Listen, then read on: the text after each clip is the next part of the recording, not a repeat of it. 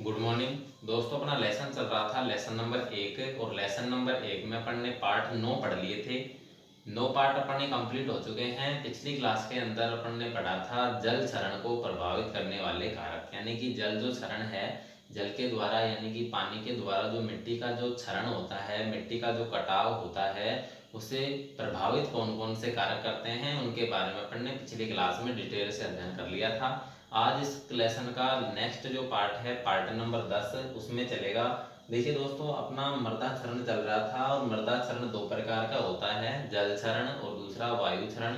तो जल द्वारा क्षरण अपना कंप्लीट हो चुका है। नेक्स्ट दूसरे नंबर पर आता है मृदा क्षरण में, 2 नंबर पर आता है वायु क्षरण। जल क्षरण कंप्लीट हो चुका है, दूसरा आता है वायु क्षरण। देखिए दोस्तों, वायु क्षरण क्या होता है? वायु क्षरण क्या होता है? वायु का मतलब होता है हवा, और क्षरण का मतलब होता है कटाव। ठीक है, और कटाव किसका होगा? मृदा का। ठीक है, कटाव किसका होगा?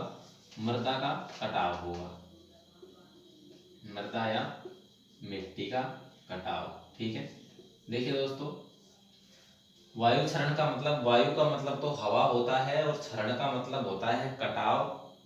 कटाव किसका होगा? मिट्टी या मृदा का। तो अपनी परिभाषा बन जाएगी, वायु द्वारा मृदा के कणों का अपने मूल स्थान से हटना। वायु द्वारा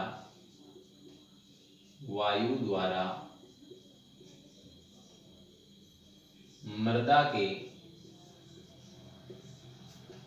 कणों का अपने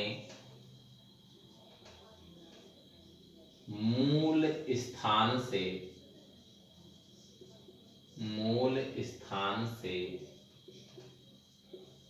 हटना। ठीक है, देखिए परिभाषा जो अपनी हो जाएगी वो दोस्तों क्या है कि वायु द्वारा मृदा के जो कण हैं उनका अपने मूल स्थान से हटना वायु क्षरण कहलाता है।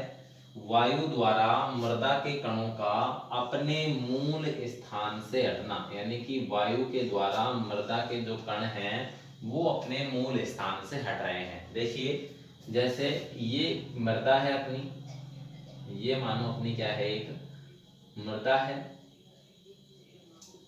और इधर से क्या आ रही है? हवा चल रही है। ये क्या है? हवा है। ये क्या है? मिट्टी। ठीक है, ये तो हवा हो गई, और ये क्या है? मिट्टी हो गई। ठीक है, देखिए ये मिट्टी के कण हैं, इधर से हवा चल रही है। अगर हवा इन मिट्टी के कणों से गुजरती हुई इन्हें अपने मूल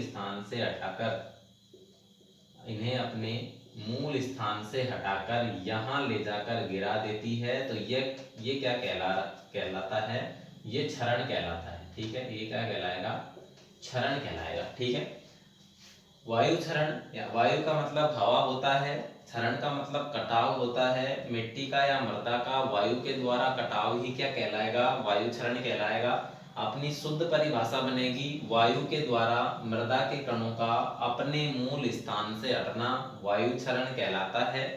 वायु क्षरण देखें तो जैसे मान लो ये मिट्टी के कण हैं, इधर से हवा चल रही है, तो मिट्टी के कणों को अपने मूल स्थान से हटाकर दूसरी जगह पर स्थानांतरित कर दे या परिवर्तित कर दे, तो ये प्रक्रिया क्या कहलाएगी? क्षरण कहलाएगी। ठीक है, देखिए वायु जो क्षरण होता है ये निम्न 3 प्रकार का होता है। वायु क्षरण के अगर प्रकारों की बात करें, इसके जो प्रकार हैं वो निम्न 3 प्रकार हैं। कितने हैं? 3 इसके इंपॉर्टेंट प्रकार हैं। नंबर 1 पर आता है उछलन।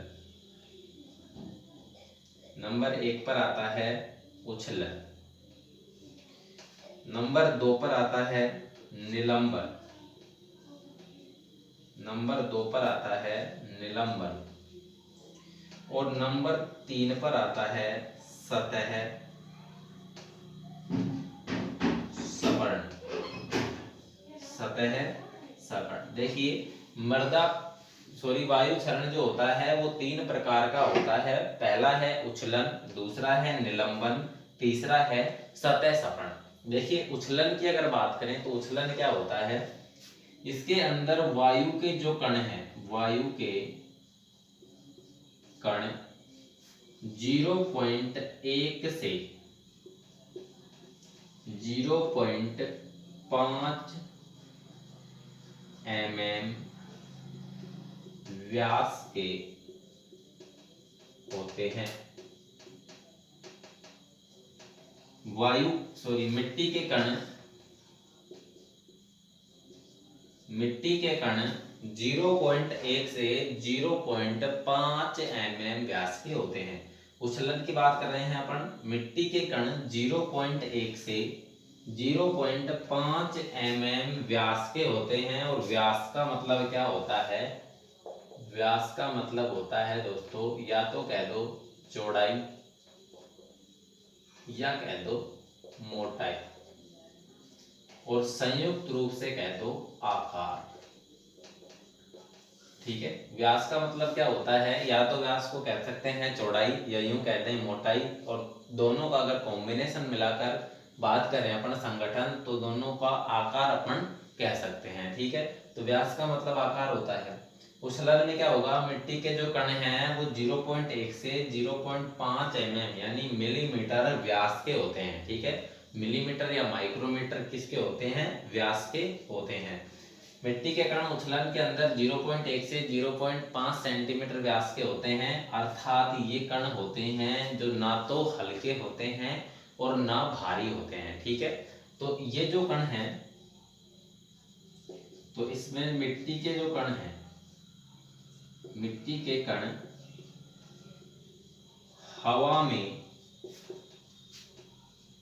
उछलकर, उछलन से समझ में आ रहा है, उछलकर, और उछलेंगे किस में? हवा में। मिट्टी के कण हवा में उछलकर दूसरे स्थान तक पहुंच जाते हैं, दूसरे स्थान पर जाते हैं। ठीक है, देखिए उछलन में क्या होता है? मिट्टी के कण 0.1 से 0.5 सेंटीमीटर व्यास के होते हैं। मिट्टी के कण हवा में उछलकर दूसरे स्थान पर चले जाते हैं। हवा के अंदर क्या करेंगे? उछलेंगे। ठीक है, हवा में उछलकर, यानी कि उछलन है तो उछलेंगे कण, लेकिन किस में उछलेंगे? हवा में।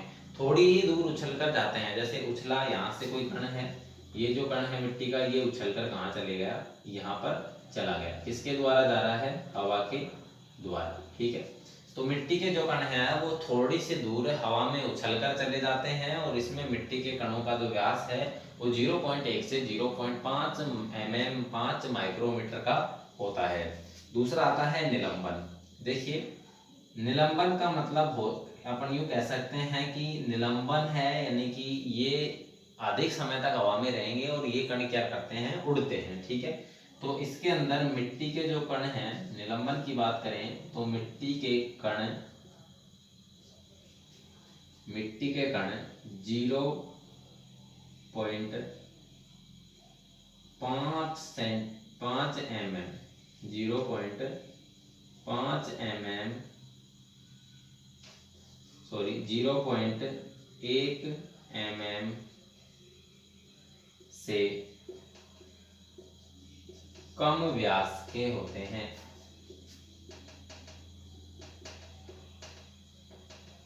0.1 mm से कम व्यास के होते हैं। ठीक है, निलंबन में क्या होगा? मिट्टी के कण 0.1 mm से कम व्यास के होते हैं। मतलब 0.1 mm से भी कैसे? कम व्यास के होते हैं, यानी कि जो इनकी मोटाई है वो बहुत कम है। किसकी तुलना में? उछलन वाले कणों की तुलना में। यानी कि उसमें 0.1 से 0.5 mm व्यास था, लेकिन यहाँ 0.1 mm से भी कम व्यास है।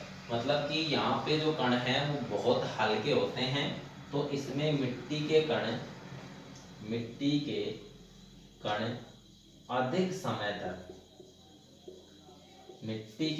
अधिक समय तक हवा में रहकर या उड़कर दूसरे स्थान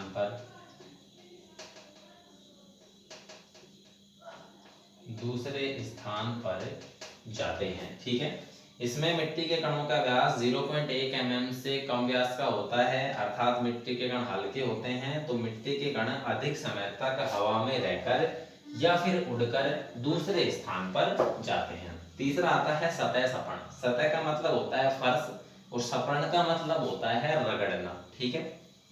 तो इसको अपन यूं कह सकते हैं, सतह को तो कह सकते हैं अपन फर्श और इस सपर्ण को कह सकते हैं अपन रगड़ना, ठीक है। फर्श और सपर्ण का है रगड़ना, ठीक है। तो देखिए सतह का मतलब फर्श और सपर्ण का मतलब होता है रगड़ना। तो इसके अंदर जो मिट्टी के कणों का व्यास होता है, मिट्टी के कणों का व्यास 0.5 mm से अधिक होता है। 0.5 mm से अधिक होता है, मतलब कि 0.5 mm से क्या है, अधिक है, ठीक है। सतह सपर्ण में मिट्टी के कणों का जो व्यास है वो 0.5 mm से अधिक है, मतलब कि उछलन से भी ज्यादा है, ठीक है। उछलन से भी ज्यादा है, अर्थात कण क्या है, मोटे हैं, और मोटे होने की वजह से इनके जो मिट्टी के जो कण हैं, मिट्टी के कण रगड़ खाकर दूसरे स्थान पर जाते हैं।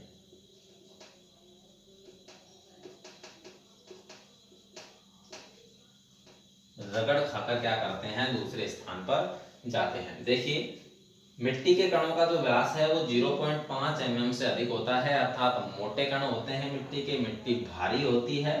तो इसमें मिट्टी के जो कण हैं वो रगड़ खाकर या रगड़ से या फिर घर्षण करके या फिर यूं कहते हैं कि सपर्ण क्रिया द्वारा एक स्थान से दूसरे स्थान पर जाते हैं। कोई भी भारी चीज है तो वो लुढ़क कर या रगड़ खाकर ही आगे सरकती है, आगे धकेल ली जाती है, आगे जाती है, एक स्थान से दूसरे स्थान पर पहुंचती है। तो इसमें मिट्टी के जो कण हैं वो रगड़ खाकर एक स्थान से दूसरे स्थान पर जाते हैं, क्योंकि मिट्टी के कण जो हैं वो भारी होते हैं, ठीक है। तो देखिए वायु क्षरण अपन पढ़ रहे थे, तो वायु क्षरण की अगर परिभाषा की बात करूं तो वायु क्षरण मिट्टी के कणों का अपने मूल स्थान से हटना, वायु द्वारा मिट्टी के कणों का अपने मूल स्थान से हटना वायु क्षरण कहलाता है। वायु क्षरण 3 प्रकार का होता है, उछलन, निलंबन और सतह सपर्ण। देखिए उछलन नाम से स्पष्ट आ रहा है कि हवा के कण इसमें उछलकर एक स्थान से दूसरे स्थान पर जाते हैं, और इसमें मिट्टी के कणों का व्यास 0.1 से 0.5 mm का होता है। एक बात याद रखने की है, जो अपने उछलन जो प्रक्रिया है सबसे ज्यादा वायु क्षरण इसी के द्वारा होता है। मतलब ज्यादा वायु क्षरण कौन सी प्रक्रिया के द्वारा होता है, उछलन के द्वारा होता है। सर्वाधिक इसमें क्या होता है, मिट्टी का क्षरण होता है, मिट्टी का कटाव होता है, क्योंकि जो मीडियम आकार के जो कण हैं वो हवा में आसानी से उछलकर दूसरे स्थान तक पहुंच जाते हैं, ठीक है। दूसरा है निलंबन। मिट्टी के कण हैं उनका व्यास होता है 0.1 mm का होता है। मिट्टी के कण अधिक समय तक हवा में रहते हैं या उड़कर एक स्थान से दूसरे स्थान पर जाते हैं। अब आप कहोगे कि इसका व्यास तो उससे भी कम है, ज्यादा तो इससे होना चाहिए, लेकिन इससे इसलिए नहीं होता क्योंकि 0.1 mm इतना कम व्यास होता है, आकार होता है कि जो हवा में उड़े रहते हैं वो वहीं घूम फिरकर वापस भी नीचे गिर जाते हैं। अगर वो वहां नीचे गिर जाते हैं तो कहीं ना कहीं दूसरी जगह के कण आकर उस स्थान को प्राप्त कर लेते हैं, ठीक है। तीसरा है सतह सपर्ण। तो मिट्टी के कणों का आकार 0.5 mm से अधिक होता है। मिट्टी के कण मोटे होते हैं, भारी होते हैं, और मोटे होने की वजह से मिट्टी के कण रगड़ खाकर एक स्थान से दूसरे स्थान पर पहुंचते हैं। आपसे पूछे सबसे ज्यादा वायु क्षरण कौन सी प्रकार द्वारा होता है, तो उछलन द्वारा सबसे ज्यादा वायु क्षरण होता है। सबसे हानिकारक वायु क्षरण की जो अवस्था है वो उछलन वाली अवस्था है, ठीक है दोस्तों। नेक्स्ट क्लास में पढ़ेंगे।